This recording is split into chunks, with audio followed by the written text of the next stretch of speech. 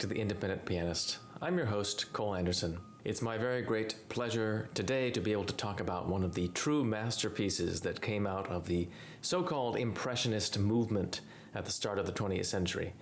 La soirée dans Grenada, The Evening in Grenada, is one of Debussy's most powerful inspirations and one of the greatest amongst his earlier piano works. In this piece, Debussy not only showed himself to be strikingly sensitive to the authentic Spanish musical spirit, but he also presents a remarkable experiment with form and musical texture.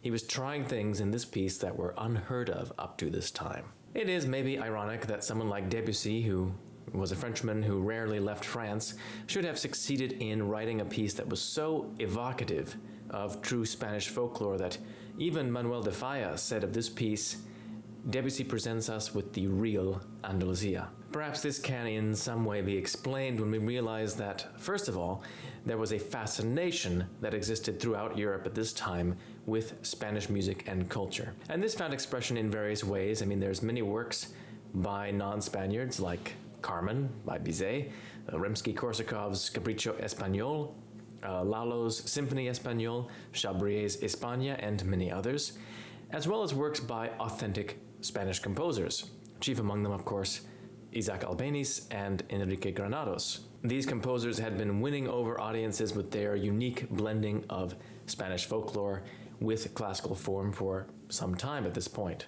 This was around 1903 or so when Debussy wrote this piece. The piece is structured around the rhythm of the habanera.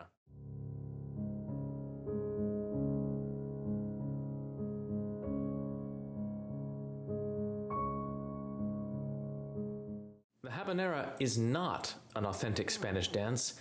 It originates in Cuba, but it was intensely popular in Spain at the time and in the rest of Europe as well, as evidenced by the already at that time enormous popularity of Bizet's habanera from Carmen. My own perspective is that in using the habanera, Debussy was trying to place his story very firmly in the present. But in Spain, which is a land of great history and legend, the present is always colored by the shadows of the past. And here, that is the influence of Islamic music and culture.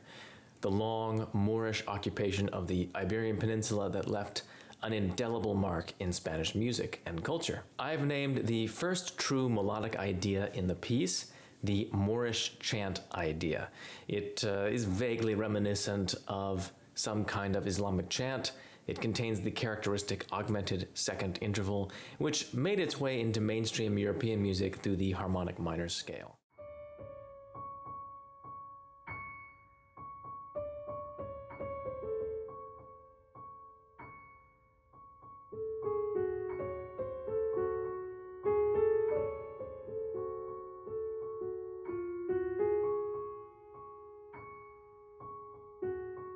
After this idea, we get a dreamlike succession of more ideas, rapidly cutting from one to another with little or no transition. Also, I call these ideas instead of themes or motives because they are definitely more substantial than what we usually call a motive. You know, a motive is usually just a few notes, like, for example, the opening of Beethoven's Fifth Symphony. Yep-up-up-bum. Just a few notes that are then developed into something greater. But Debussy's ideas have more weight and personality to them. They're more like a complete theme. But on the other hand, they're relatively short and they're open-ended. None of them feel like they have a clear ending point. And this is part of Debussy's innovation in this piece. He doesn't feel constrained to have to use well-rounded, balanced themes. So after that opening Moorish chant, there is a vaguely percussive passage, perhaps suggesting guitar strumming.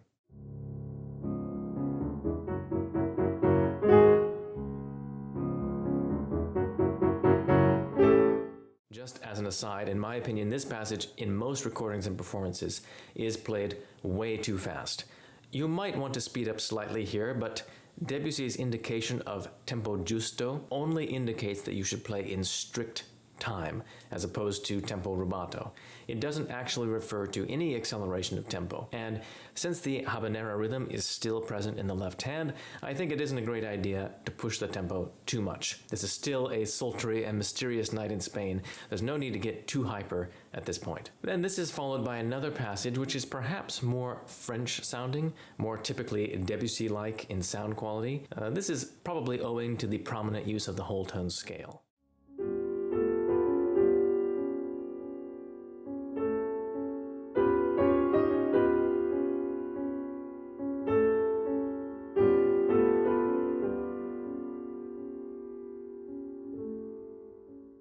And then after this, finally, the habanera builds up to a magnificent full statement.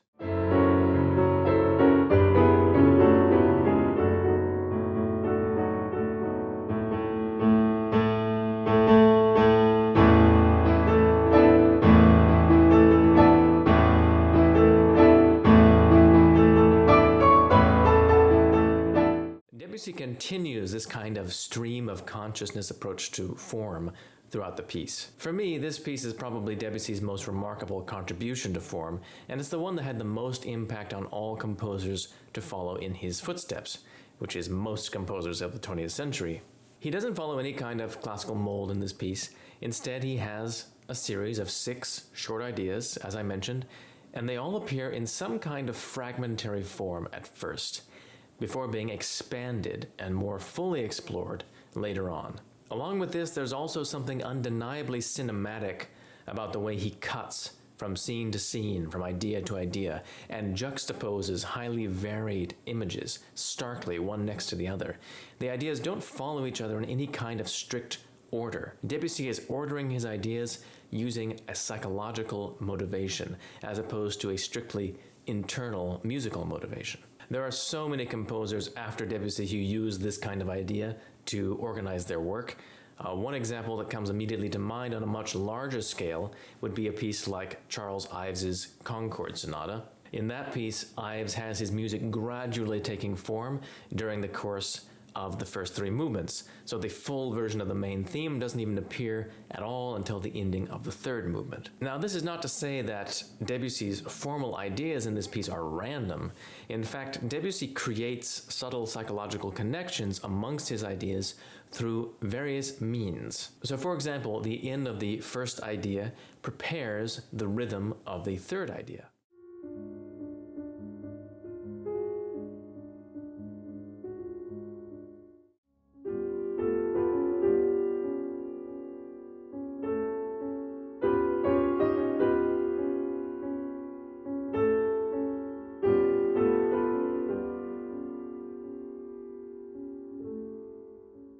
So there is a subtle through line here, and we feel carried along even with all the changes in mood. In the opening Moorish chant idea, this series of notes, if we gradually transform it in this way,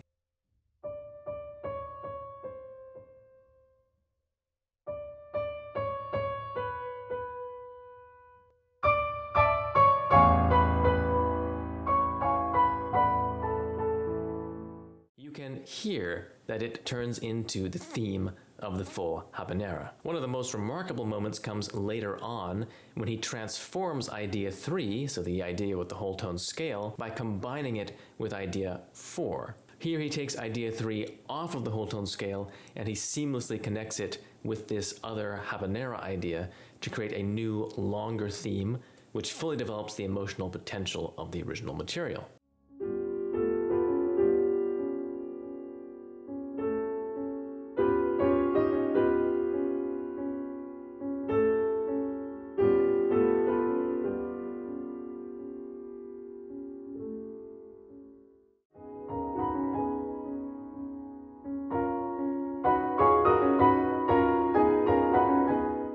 So that's pretty remarkable thematic transformation. Actually, you probably wouldn't even recognize the idea as being the original whole tone idea if you didn't already know.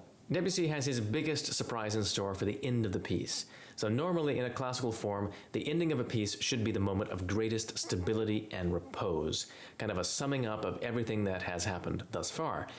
But Debussy decides, in kind of an eccentric fashion, that he wants to introduce a totally new idea in the last quarter of the piece, not prepared by anything that came before. It's not even remotely based on the habanera rhythm or anything. It's a fast, kind of quicksilver idea. It's maybe suggesting the sounds of castanets, so I've appropriately called it the castanet idea, and it appears suddenly, interrupting the habanera ideas twice.